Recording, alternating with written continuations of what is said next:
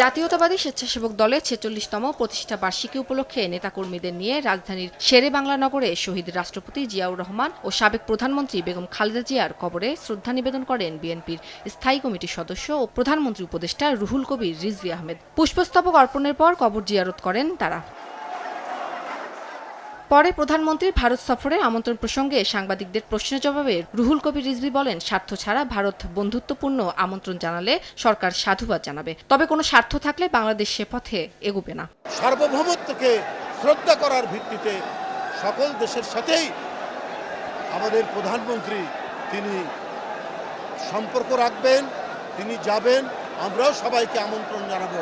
কিন্তু ভিতরে যদি কোনো স্বার্থ থাকে তাহলে সেই শর্ত দিয়ে কখনো বন্ধুত্ব হয় না।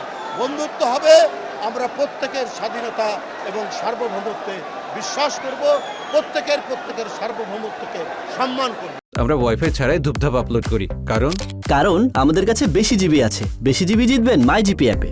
সব বাধা মোকাবেলা করে নির্বাচনী প্রতিশ্রুতি ও ৩১ দফা সহ জনবান্ধব সব কর্মসূচি সরকার বাস্তবায়ন করবে বলেও জানান রিজভী।